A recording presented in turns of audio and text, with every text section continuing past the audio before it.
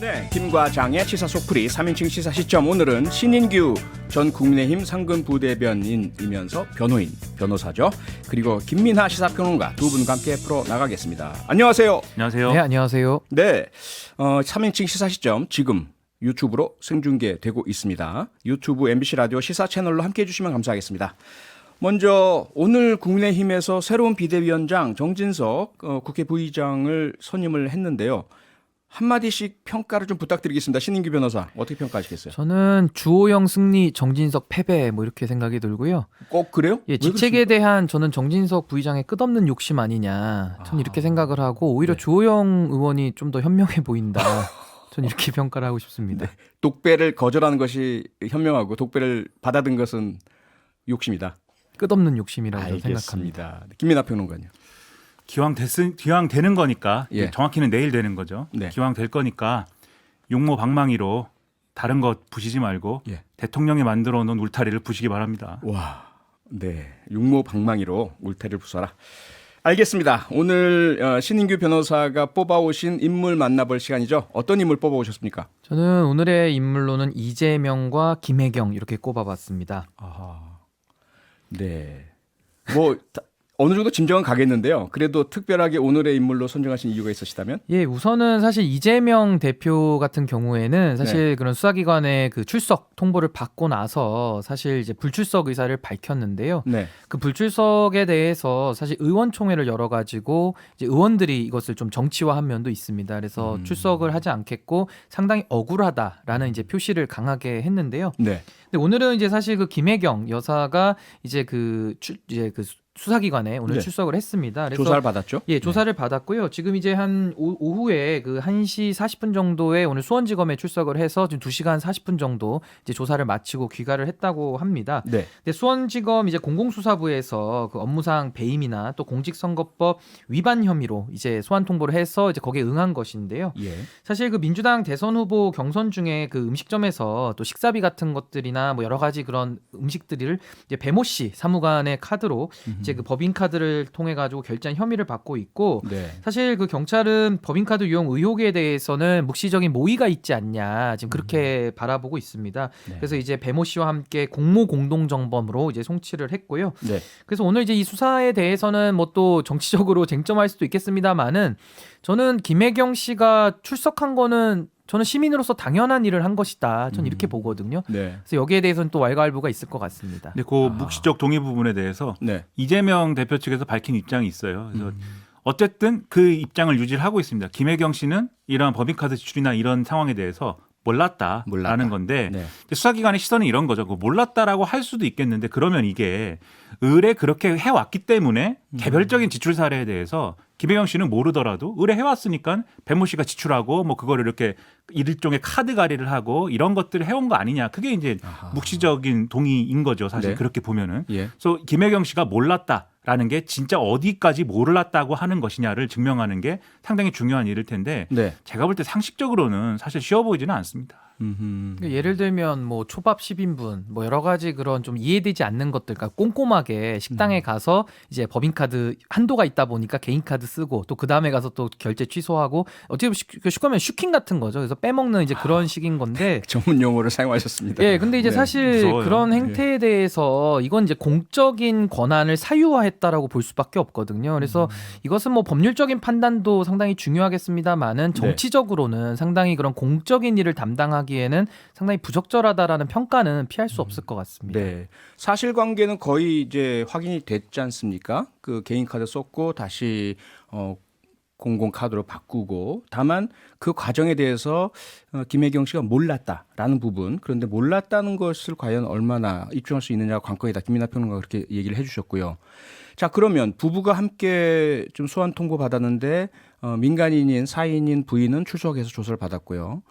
공인인 민주당 대표 더불어민주당 대표 이재명 대표는 불응하고 서면 제출했습니다. 김민하 평론가는 이 부분은 어떻게 보세요? 저는 이재명 대표가 네. 이 소환 요청을 받았다, 그러니까 출석 요구서를 받았다라는 사실을 민주당이 공개적으로 이렇게 드러내고 그 다음에 의원총회를 거쳐서 이 이재명 대표의 불출석을 뭐 이렇게 권유하고 뭐 이렇게 네. 진행된 게 예. 저는 사실 잘 매끄럽게 이해는 되지 않아요. 왜냐하면 출석 요구서가 왔을 때 이게 출석할 필요가 없다고 판단을 하면 이재명 대표가 네. 그냥 출석을 안 하거나 아니면은 서면으로 답변하겠다라고 조율하거나 출석 일정을 조율하거나 이렇게 하면 되는 거거든요. 네. 근데 이거를 민주당이 공개적으로 밝히고 오히려 이제 스스로 정쟁화하는 그런 어떤 과정으로 가버린 듯한 그런 부분들이 있는데 네. 여기에 대해서는 정치적인 노림수가 있겠죠 아마. 그건 좀 뒤에서 얘기를 해봤으면 좋겠는데 예. 그런데 그런 것들이 결과적으로는 바람직하지 않다고 보지만 또한 이 수사가 이재명 대표를 이 겨냥한 여러 가지 검찰 수사가 정치적 맥락으로 비춰지고 그렇게 해석될 수밖에 없는 현실적인 조건도 있거든요. 네. 그걸 또 이 정권이 또 그러면은 그렇지 않다라고 선을 긋고 있느냐 아하. 서로 정치적으로 이용하려는 그런 듯한 모양새예요. 네. 저는 뭐 전체적으로 바람직하진 않다고 생각을 합니다. 전체적으로 바람직하지 않은 건 분명히 보이고요. 대한민국의 사법의 어떤 엄정성, 중립성, 누구나 법 앞에 평등 원칙에 따라서 같은 어떤 그 대응을 하는 이 원칙이 좀 흔들리는 것은 분명히 보이는데 신인규 변호사는 변호사입니다. 그렇죠? 그 사건을 직접 수임하셨고 또 피의자 피고인 대리도 해보셨고 그런 정치를 떠나서 그 맥락으로 봤을 때 이런 소원 통보에 불응하고 서면 대응하고 그다음에 정치적 쟁점화하고 하는 것이 본인에게는 사법적으로 어떻게 영향을 미치리라 보세요? 사실은 이런 그 경찰이나 검찰에서 소환 통보 받으면 일반인들은 참 가슴이 철렁 내려 앉을 겁니다. 그렇죠. 어떤 이유를 떠나서도요. 그렇죠. 근데 이제 사실 그 소환 통보에 대해서 뭐 불출석을 할 수 있는데요. 네. 그건 개인의 권리라고 볼 수도 있는데 네, 여기까지 일단 듣고요. 저희들 광고 듣고 돌아와야 되겠네요. 네, 3인칭 시사 시점 전 국민의힘 상근 부대변인 신인규 변호사 그리고 김민하 시사평론가 두 분과 함께하고 있고요. 오늘 소환 조사를 받았던 김혜경 씨 그리고 이재명 민주당 대표의 사법 리스크 관련된 이야기 나누고 있었는데요. 신인규 변호사, 이재명 대표가 지금 본인에게 향하고 있는 이 수사 리스크, 사법 리스크 극복할 수 있다고 보세요? 예, 뭐 저는 사실 이번에는 그 공직선거법 관련된 거기 때문에 사실 예. 공소시효로 인해서 상당히 신속하게 지금 9월 9일이 만료기 때문에 이루어지고 있는 것이고요. 네. 이거 외에도 지금 뭐 대장동 의혹부터 해가지고 뭐 백현동, 뭐 변호사비 대납, 성남 FC 후원금, 뭐 수사 대상은 지금 상당히 많은데 네. 이 사안들이 사실은 문재인 정부 때도 수사를 하라고 촉구했는데 안 했습니다. 그러면서 여기까지 좀 온 것이거든요. 그래서 저는 사실 만들어낸 사건은 아니지 않습니까? 과거에도 존재했고 과거에 수사가 필요했는데 안 했던 사건이 지금 들어가고 있기 때문에 이거를 또 정치보복이다 뭐 탄압이다 이런 식으로 프레임을 짜도 아마 저는 국민들께서 동의는 많이 안 하실 것 같아요. 그리고 또 하나는 정치의 사법화도 문제지만 또 사법의 정치화, 사법에서 이루어지는 적법 절차에 따른 것들을 자꾸 정치적으로 프레임 짜서 물타기 하는 것들은 저는 국민들께서 그것도 용납하지 않으실 거다. 저도 이렇게 봅니다. 네. 저도 이제 저 말씀에 동의를 하면서도 예. 현실 정치에서 사실 정치인이 자기를 수사를 하는데 정치 보복이고 탄압이 아니라고 얘기하는 사례는 사실 저는 기억이 없어요. 드물죠. 있긴 있어도. 유일하게 매우 표창원. 네. 표창원 재판 받는데 예. 이런 방법 없이 가지 않습니까? 이거 진행하다 말고. 아니 저 말고도 또 계세요. 이런 방법 없이 가시는 분들 대부분은 계시는데. 대부분은 정치 탄압 보복이라고 하는데 예. 그러지 않는 사례를 굉장히 뭐 만들었으면 하는 바람은 있습니다만 네. 하여튼 이번에는 그런 사례는 안 만들어질 것 같습니다. 알겠습니다. 자, 다음으로 김민하 평론가가 가져오신 오늘의 이슈는 어떤 것입니까? 네, 전쟁이 계속된다. 이 민주당의 김건희 여사 특검법 발의 이 문제를 얘기하겠습니다. 네.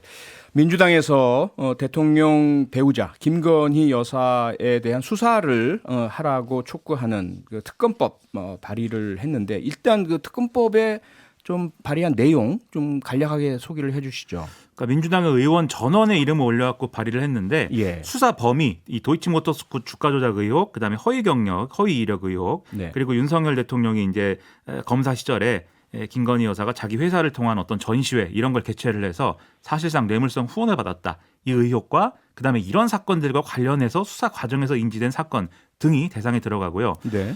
민주당이 특검 후보자 2명을 추천하면은 대통령이 1명을 임명하는 방식이다. 이렇게 돼 있습니다. 아하. 근데 이게 그러면은 통과가 되는 거냐 국회에서 예. 이 절차는 쉽지 않을 걸로 일단 보여요. 왜냐하면 법사위가 중요한데 네. 법사위원장이 이제 국민의힘의 김도읍 의원이고 그렇죠. 그럼 이제 패스트 트랙이나 이런 걸 태워야 되는데 예. 패스트 트랙을 태우더라도 상당한 시일이 걸릴 수밖에 없고 패스트 트랙은 잘하시지 않습니까? 표창원 교수님. 경험을 했죠, 제가. 네. 네. 그리고 국회에서 결국 통과된다 하더라도 윤석열 대통령이 뭐 거부권도 행사할 수 있다 뭐 이런 얘기도 나와서 네. 이게 절차적으로 통과되느냐는 지켜볼 문제인 것 같아요. 다만 네. 이걸로 끝이 아니고 민주당은 이 대통령하고 김건희 여사를 겨냥한 전선을 계속 이제 늘려가는 분위기입니다. 왜냐하면 윤석열 대통령하고 김건희 여사에 대해서 검찰에 직접적으로 고발도 지금 하고 있거든요. 네. 그래서 김건희 여사가 나토 정상회의 갔을 때 뭐 이 장신구들을 폐용한 거에 대해서 이 출처가 뭐냐 이 논쟁이 있지 않습니까? 네. 근데 이게 윤석열 대통령의 재산 신고에서 결국은 누락한 부분이 의심된다라는 것 때문에 이제 고발하겠다라는 거고요. 예. 그리고 김건희 여사의 논문 어제도 이제 소식이 나왔는데 여러 가지를 뭐 인터넷에 있는 글이나 이런 것들을 다 베껴가지고 사실상의 이제 표절 내지는 대단히 부실한 논문으로 학위를 받은 것이기 때문에 이 부분에 대해서도 법적으로 이제 가야 된다 이렇게 얘기를 하고 있거든요. 네. 그리고 이전에 또 윤석열 대통령이 이제 도이치모터스 사건 관련돼서 그 주가 조작의 선수 이모 씨하고는 이 5월 이후에는 관계를 끊었다라고 했는데 네. 이 뉴스타파 보도를 보면은 6월달에 김건희 여사가 이 나의 계좌의 거래는 나하고 이모 씨 둘만 하게 하십시오. 지시한 내용이 나온 걸 보면 네. 그때 윤석열 대통령도 선거 과정에 허위사실 얘기한 거다.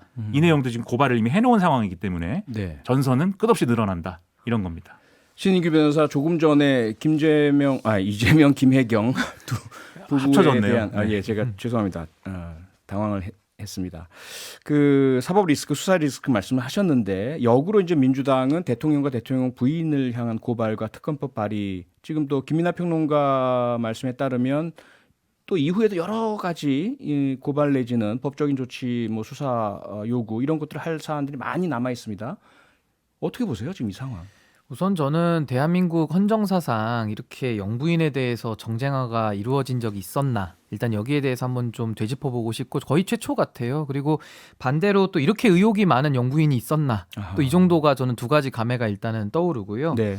사실은 이런 특검이라는 것은 상당히 자제되어야 되는 것은 맞습니다. 왜냐하면 수사기관이 공정하게 해서 상시 수사를 하는 것이 맞지 매 의혹마다 특검으로 가가지고 한다는 것은 상당히 이것은 또 수사기관에 대해서 불신을 더 증폭시키고 또 특검에 대해서는 또 믿겠습니까? 또 거기에 대해서 논쟁이 또 나오는 거거든요. 네. 그래서 이런 좀 부작용은 좀 우려스럽고요. 사실은 이런 빌미에 대해서는 저는 현 정부에 좀 책임이 있다고 봅니다. 왜냐하면 그 김건희 여사에 대한 여러 가지 의혹이 있었는데 초기에 그런 것들에 대한 뭐 서면 조사라는 식으로 특혜를 좀 주는 모습을 비춰줬고 네. 또 하나는 이제 한동훈 법무부 장관을 임명함으로써 사실은 검찰에 대해서 장악할 의도가 없었더라도 이것은 뭐 친소관계로 봤을 때는 장악하려는 의도 아니냐라고 강한 추정을 이끌어낼 수밖에 없었고 네. 또 이번에도 이원석 대검차장을 통해 가지고 검찰 인사를 다 해버렸잖아요. 그러고서 이제 사후적으로 이제 총장으로 앉히는 모습들이 이러면 뭐 거의 검찰 장악한 거 아니냐 지금 이런 의구심을 낳기에는 충분한 정황적인 증거는 저는 된다고 봅니다. 네. 그래서 지금 이제 특검 얘기가 계속 나오고 있어서 이해는 되는데 이것에 대해서 저는 좀 더 그래도 신중할 필요는 있다 저는 이렇게 봐요. 그래서 일단은 수사기관이 이원석 검찰총장 체제하에서 이제 겨우 세팅이 된 거거든요. 네. 그렇다면 과거에도 문재인 정부에서 검찰 장악을 많이 했죠. 추미애 장관 통해서 많이 했는데 그럼에도 불구하고 뭐 예를 들면 성남지청장을 뭐 예를 들면 가까운 인사를 보내도 거기 있는 차장 검사가 막 반기를 들고 이렇게 하거든요. 그러니까 저는 지금도 윤석열 정부에 대해서 많은 의구심이 있는 건 저도 인정을 합니다만은 바로 특검으로 뛰어갈 것이 아니라 이 체제하에서 수사를 촉구하고 네. 공정하게 양쪽을 다 공정하게 다루라는 것에 대해서 의견을 내는 것이 더 우선해야 된다 저는 이렇게 봅니다. 근데 네. 이제 그렇게 되려면은 지금 말씀해 주셨지만 검찰 수사라든가 대통령실의 설명, 해명이라든가 김건희 여사 본인의 어떤 설명이라든가 이런 게 있어야 돼요. 그래야 진도가 나가죠. 근데 검찰은 지금 이 사건을 쥐고서는 침대 축구하고 있습니다. 결론을 내리지 않잖아요. 이게 정말로 죄가 없는 거면은 무혐의 결론 내고 끝내든지 그래야 그 다음 얘기를 할 텐데 침대 축구하고 있고 네. 대통령실은 해명한다고 몇 마디 얘기를 했는데 전혀 해명이 되질 않습니다. 이 얘기가 뉴스타파 보도에 대해서 반론격의 어떤 그런 성격도 아니에요. 사실 대통령실의 해명은 김건희 여사는 일절 얘기도 안 하지 않습니까? 예. 이런 상황이다 보니까 또 뭐 이 검찰 수사라든가 이 정권의 태도나 이런 것들이 믿을 수가 없는 거죠. 그래서 특검론에 힘이 실릴 수밖에 없는 국면이 되는 건데 네. 민주당이 그거를 추석 앞두고 또 이용하고 있는 거죠. 나름대로. 아하. 그런 상황이 이제 들어온 겁니다. 네. 그 진인규 변호사 말씀도 그렇고 김민하 평론가 말씀도 그렇고 사실 특검의 실질적인 통과 가능성 내지는 효력에 대해서 그렇게 믿고 있는 것 같지는 않은데 이렇게 승부수를 던졌다라는 건 뭔가 정치적 노림수가 있다는 말씀인데 신 변호사 어떤 노림수가 민주당에 있다고 보세요? 사실은 이제 특검이라는 것이 얼마나 정쟁으로 흐르기 쉽습니까? 이거 특검을 몇 명으로 하느냐, 뭐 상설 특검 갈 거냐, 별도 특검 갈 거냐, 또 수사 범위는 뭐냐, 이거 가지고 또 몇 달 싸우는 거거든요. 늘 그래 왔죠. 예, 그래서 이게 뭐 오히려 특검이라는 것이 물론 해서 또 결과가 좋을 수도 있습니다. 뭐 그런 선례도 간혹 있기는 한데 네. 대부분은 또 결과가 좋지도 않았어요. 그래서 삼성 특검, 이명박 전 대통령 특검 다 결과가 별로 없었죠. 그렇죠. 그래서 저도 이게 뭐 소문난 잔치에 먹을 거 없는 경우도 많기 때문에 이런 식으로 정쟁으로 또 회기를 또 낭비하거나 국력을 소진시킬 수는 없지 않습니까? 그래서 그런 부분은 좀 많이 우려스럽고 그치만 지금 민주당이 특검 카드를 꺼낸 것은 상당히 이제 소위 말하는 이제 다수 의석을 가지고 이제 압박을 하는 것이죠. 아, 우리는 이런 힘이 있고 여차하면 우리는 그냥 수사기관 없애고 그냥 우리는 그냥 별도 특검으로 계속 가겠다라는 식으로 하는 것이고 또 하나는 김혜경 여사나 이재명 대표에 대한 그런 수사 리스크들이 있지 않습니까? 네. 거기에 대해서 대표라는 방탄갑옷을 입었지만 또 하나의 이제 총과 칼을 차는 겁니다. 그래서 이런 특검 법안을 가지고 마치 좀 딜을 할 수 있는 이런 가지 공간을 좀 마련하기 위한 그런 네. 좀 여러 가지 포석을 둔 카드다. 저는 이렇게 보고 있습니다. 이런 저는 카드가 통할까요? 뭐 지금 이제 말씀해 주셨지만 저는 네. 의도는 한 세 가지 정도라고 보는데 첫 번째는 추석 전에 어쨌든 고향에 내려간 민주당 지지층들이 할 말이 있어야 되지 않습니까? 아하. 그런 부분에서 김건희 여사의 큰 문제 아니냐. 그래서 네. 이재명 장군의 김건희 멍군 뭐 이런 거예요. 첫 번째로. 네. 두 번째로는 이재명 대표를 겨냥한 수사가 진행이 되고 있기 때문에 왜 이 수사에 대해서 정치 탄압이다라고 하면서 김건희 여사나 이런 문제는 수사 안 하면서 왜 나만 수사합니까? 단계적으로 계속 네. 해나가면 검찰도 부담스럽거든요. 그런 여론은. 그렇겠죠. 그런 의도가 두 번째로 있을 것이고 세 번째는 결국은 이 추석 지나면은 이재명 대 윤석열 구도가 형성될 수밖에 없는 게 다시 형성될 수밖에 없는 게 수사가 이것만 진행되는 게 아니지 않습니까? 예. 여러 가지 수사가 계속될 거지 않습니까? 네. 이재명 대표 관련된 수사 소식이 계속 언론에 나올 거거든요. 네. 그러면은 그거에 대해서 맞대응을 할 수 있는 여러 가지 대응을 이거 중심으로 김건희 특검이나 이런 걸 중심으로 하는 거죠. 그래서 쭉 이 피할 수 없다면 오히려 이것을 역습의 기회로 활용한다. 예. 이런 모드로 가는 건데 근데 저는 이게 국민들의 마음에 확 와닿는 어떤 대응이 되려면은 이게 마치 이렇게 비춰질 수가 있어요. 왜 김건희 여사는 수사 안 하면서 나만 수사합니까? 라는 게 네. 김건희 여사 수사 안 하니까는 나도 수사하지 마시오. 이런 메시지로 비춰지면 안 되고 네. 내가 이렇게 솔선수범해서 수사하고 보고 다 받을 테니까 아하. 김건희 여사도 해라 그러면 네. 그리고 윤석열 대통령도 잘못한 거에 대해서 책임지고 사과해라. 네. 이렇게 가야 국민들이 아 저게 잘하는 경쟁이다. 잘하기 경쟁이다. 이렇게 생각할 거거든요. 네. 앞으로라도 그런 방향을 잡을 수 있으면 민주당이 국민의 신뢰 다시 확보할 수 있지 않을까 저는 그렇게 생각합니다. 알겠습니다. 신인규 변호사 말씀이 좀 아직까지 남네요. 이러한 대통령 부인 혹은 대통령 야당 대표 부인 본 적이 없다.